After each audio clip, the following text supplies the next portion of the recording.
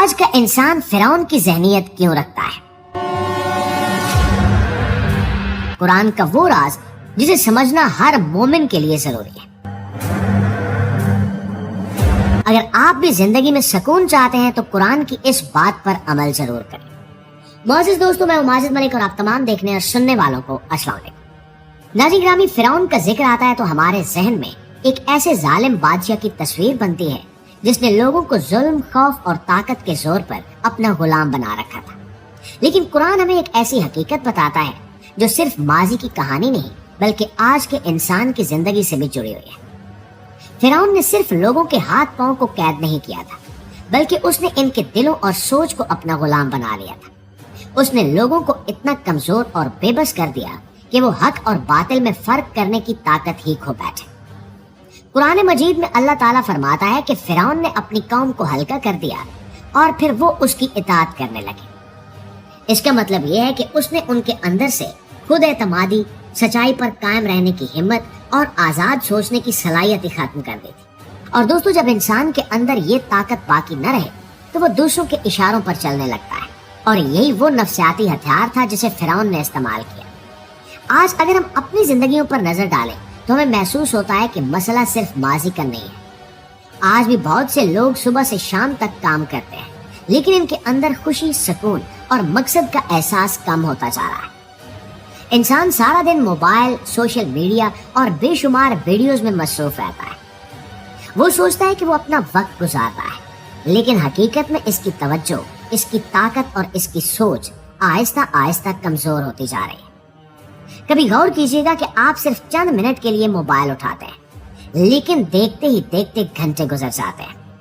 پھر جب قرآن پڑھنے، کتاب کا مطالعہ کرنے یا کسی اچھے کام کا ارادہ کرتے ہیں تو طبیعت بوجھل محسوس ہوتی ہے۔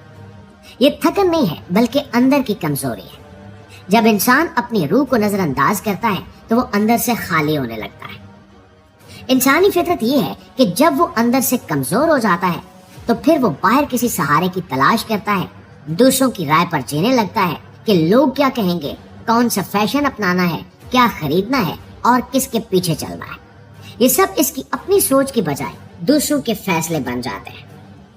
یہی وہ لمحہ ہوتا ہے جب انسان اپنی آزادی کھونے لگتا ہے۔ لیکن دوستو، اس سارے معاملے میں سب سے بڑا امتحان انسان کے اپنے اندر موجود ہے۔ قرآن ہمیں بتاتا ہے کہ انسان کا نفس اسے بار بار غلط راستے کی طرف بلاتا ہے۔ کبھی گناہ کی دعوت دیتا ہے، کبھی وقت ضائع کرنے کی، کبھی خواہشات کے پیچھے بھاگنے کی۔ اگر انسان ہر آواز پر لبیک کہتا رہے تو وہ آہستہ آہستہ اپنی روحانی طاقت کھو دیتا ہے۔ فرعون صرف ایک شخص کا نام نہیں تھا بلکہ یہ ایک رویے کا نام تھا، وہ رویہ جس میں انسان اپنی خواہشات کو اپنا حاکم بنا لیتا ہے۔ اور جب نفس کی ہر بات بڑی ہو جائے، جب دنیا کی خواہشات آخرت پر غالب آ جائیں تو انسان کے اندر ایک نئی فرعونیت پیدا ہونے لگتی ہے۔ یہ وہ فرعون ہے جو باہر نہیں بلکہ انسان کے اپنے اندر چھپا ہوتا ہے اور انسانی ذہنیت کو کنٹرول کرتا ہے۔ قرآن مجید میں اللہ تعالیٰ فرماتا ہے کہ جس نے سرکشی کی اور دنیا کی زندگی کو آخرت پر ترجیح دی، اس کے لیے نقصان ہے۔ یہ آیت ہمیں سوچنے پر مجبور کر رہی ہے کہ کہیں ہم بھی اپنی خواہشات کے غلام تو نہیں بن گئے، کہیں ہم بھی اپنی روح کو کمزور کر کے صرف دنیا کے پیچھے تو نہیں بھاگ رہے۔ خوش قسمتی کی بات یہ ہے کہ انسان بدل سکتا ہے اگر وہ اپنے نفس کو پہچان لے، اپنی کمزوریوں کا اعتراف کر لے اور اللہ تعالیٰ کی طرف رجوع کرے تو اس کی زندگی بدل سکتی ہے۔ جب انسان قرآن سے تعلق مضبوط کرتا ہے، اپنی عبادت کو بہتر بناتا ہے اور اپنی سوچ کو پاکیزہ بناتا ہے تو وہ دوبارہ مضبوط ہونے لگتا ہے۔ اس کے اندر روشنی واپس آ جاتی ہے اور اب وہ اپنی زندگی کا مقصد سمجھنے لگتا ہے۔